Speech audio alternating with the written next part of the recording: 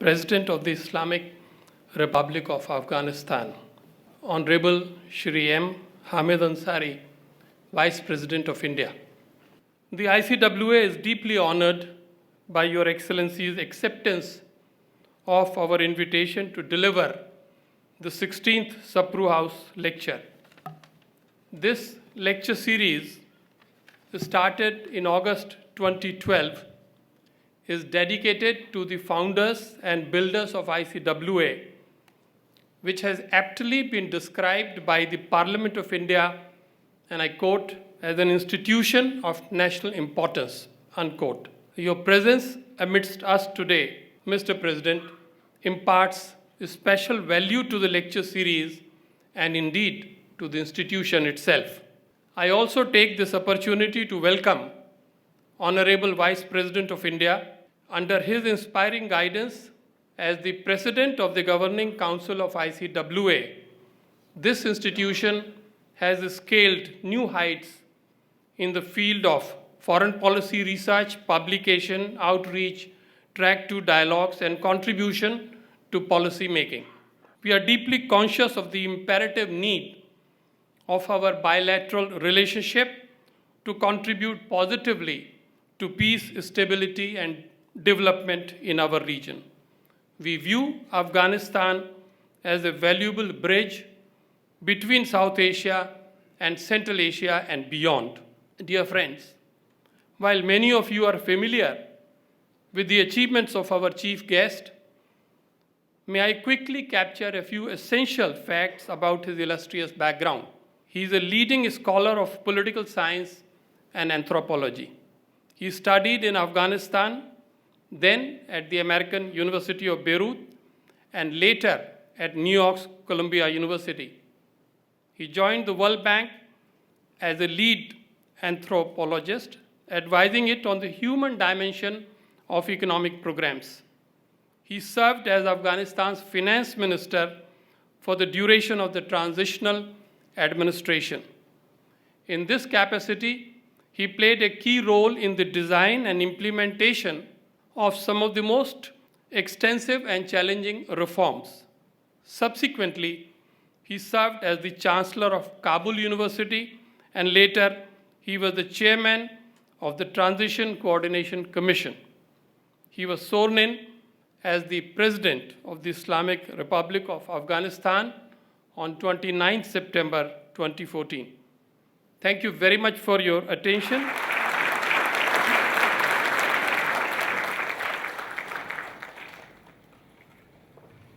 Distinguished audience, ladies and gentlemen, I've had the pleasure of walking the mountains of Nepal repeatedly, and having been a privileged observer during their remarkable process of democracy, all our hearts go to them. Himalayas are joined together. Tragically, the earthquake has not been confined to Nepal. I've just learned that we've lost over 50 people in the province of Badakhshan to a recent earthquake. I begin with ecology because the change in the climate forces us to think through continentally. Natural disasters do not respect political boundaries. Yet, the states of the region continuously fail to take account of the need, the imperative that we must cooperate to deal with these phenomena. And I'm heartened by Prime Minister Modi's assurance that we will all mobilize to tackle this very important issue. In the next 20 years, I'll go straight to the proposition. In the next 20 years, Asia is very likely to be transformed from a geographical notion to a continental economy. This has profound implications for the way subsequent centuries are going to be formed and shaped. But two trends compete, because Ambassador Bhatia asked me to both highlight the challenges and the opportunities. First, on the challenge side. The challenges that we are dealing with a new ecology of terror. Terror is becoming a system. Morally, it's reprehensible. Sociologically, it must be comprehended as a system. What are some of the key characteristics of this new ecology? It's morphing very rapidly. If Al-Qaeda, with all respects to Microsoft, was Windows 1, Daesh is Windows 5. Second, it is being embedded within the criminal economy.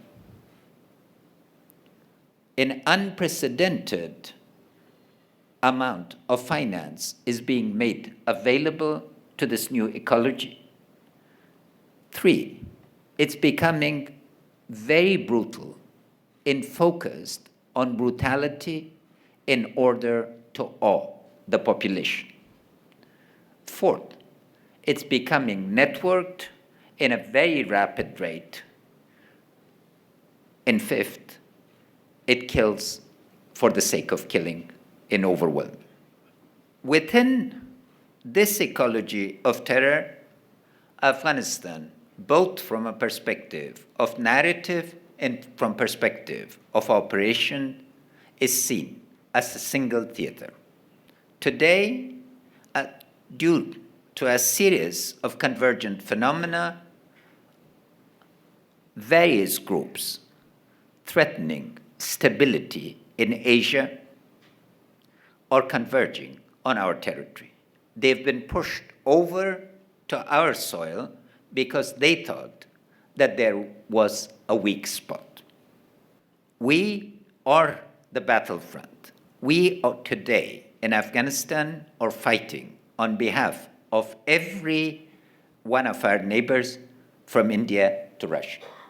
This fundamental challenge asks the state system to respond coherently, together, organically. But what we know about bureaucracies is that they're slow to grasp, slower to act, and slower to coordinate. The main threat, therefore, is not from the phenomena, the ecology of terror. The main threat is from lack of coordination between states, so that we can have a coordinated response to a state system where weaknesses within the state system are the opportunities on which the ecology of terror thrives. This, I hope more than anything else, makes one phenomena clear. There is no advantage to competition between and among states when it comes to the ecology of terror. Any state sponsorship of these networks or their accommodation threatens the system as such.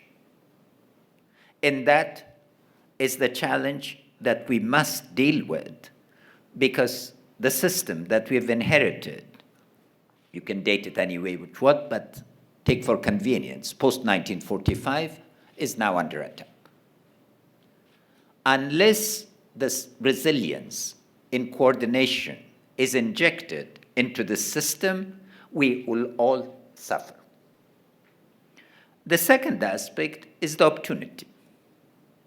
So let me highlight some of the key opportunities in terms of Afghanistan, because the public perception, the metaphors are about the threat. That's why I had to acknowledge it out front. Our first advantage in the next 25 years is our location. Until 18th century, our location was a key advantage. We were a roundabout. A roundabout, as Toynbee best described it, is a place where all ideas, people, and goods come to and go out of. We were an open space. We were a space that 500 years ago linked West Bengal to Nizhny Novgorod. No cash was required. One of the most sophisticated systems of bills of exchange were developed. A system of arbitration of disputes, a caravan trading system, a transport network. In other words, there was an economy, both symbolic and real. This ecology was disrupted by the rise of European imperialism. A space that was a roundabout was turned into a marginal space. We became the theater of Kipling.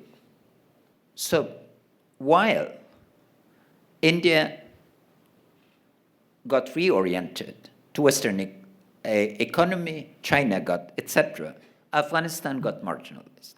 In the next 25 years, our location is the key connector. All roads between Central Asia and South Asia have to lead through Afghanistan. We are also the connector to East Asia and to West Asia.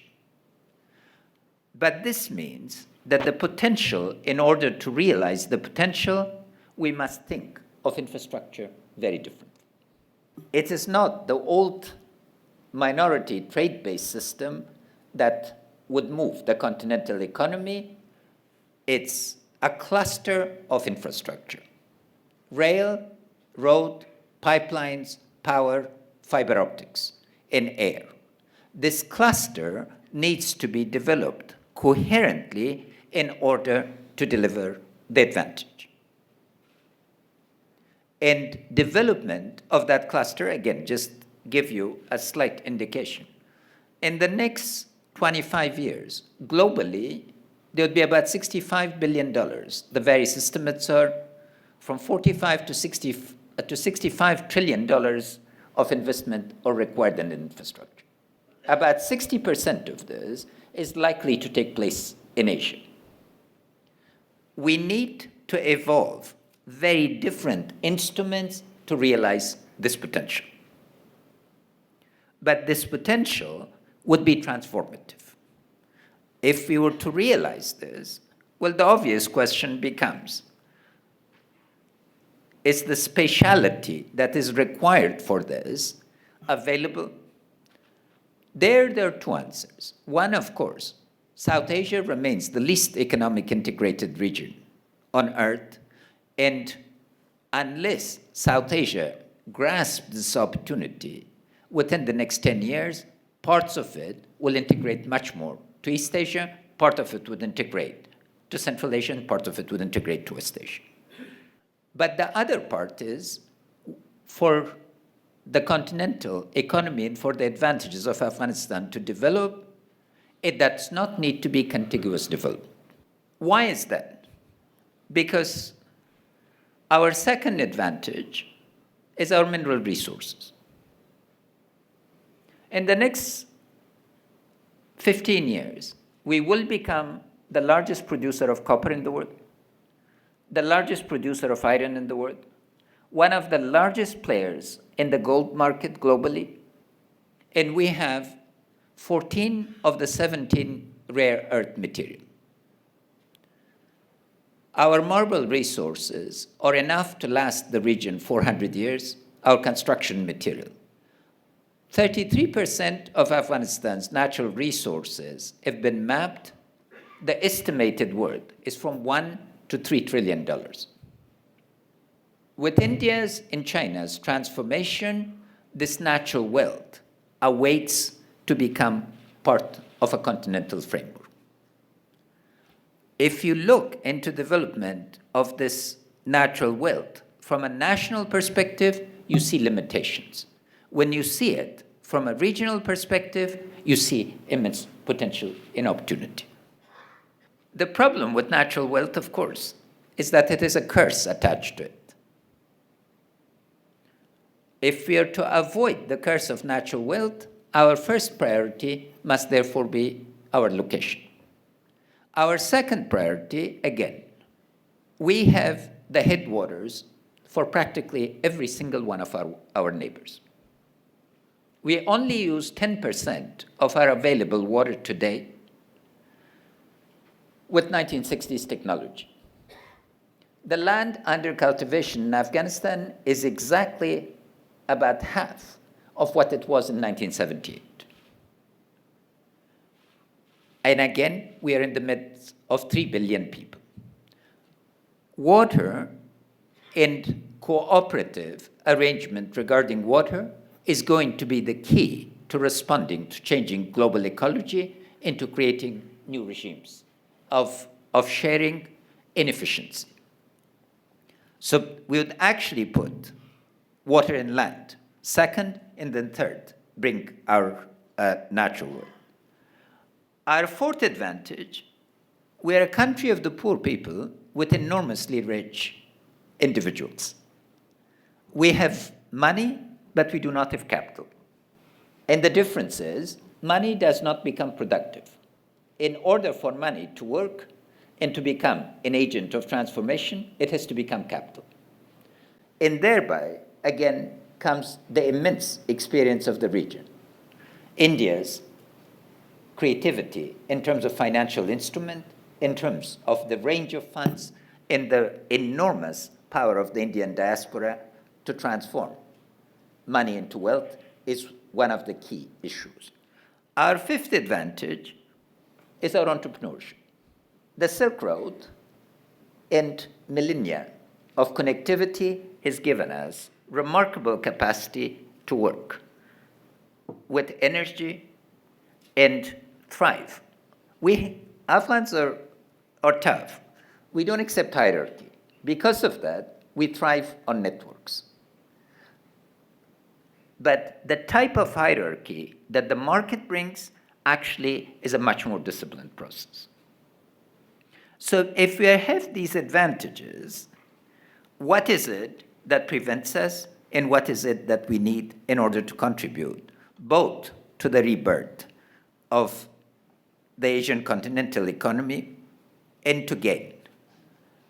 First, I use the word rebirth because for millennia, there was a continental system. India's textile exports to the West are part of every child's story. But the amount of textiles that northern India, where we are sitting, in today's Pakistan, exported to Central Asia and to Russia, historical scholarship determines was larger than that South India exported to Europe. These ranges become important. As part of this, the fundamental challenge then shifts to being conceptual. Why conceptual? Because model of building economies are based on national boundaries. If we are going to realize Afghanistan's immense potential, we must think regionally. Regionally, because the experience of the region, each single country, enables us to cut time by a phenomenal extent. Take just one example. The amount of investment that India has made in technology, cost of research and development. If we wanted to start with a national model, that would require us 50 years to catch up. But thinking this through a comparative, cooperative framework allows us to master time much more quickly and to be able to bring this about. When you put the two issues together, the challenge of the ecology of terror and the opportunity of a roundabout, I hope that we can shift political understanding. So what is it that we view ourselves as? Certainly not as a battlefield for proxy wars. Certainly not as a space to be contested over. Certainly not a buffer to be dominated. What we offer is a model of cooperation, a platform where all of us can come together, where a transformative capacity in the imagination is translated into building solid institutions where all of us will be able to live in comfort, in dignity. Delhi you can begin with having breakfast in Delhi, lunch in Peshawar, and dinner in Kabul. I hope that what is immensely possible can become actually achievable. In the day when I will drive after retirement from Kabul to Delhi, I look forward to dedicating my life to creating this possibility of cooperation. Thank you.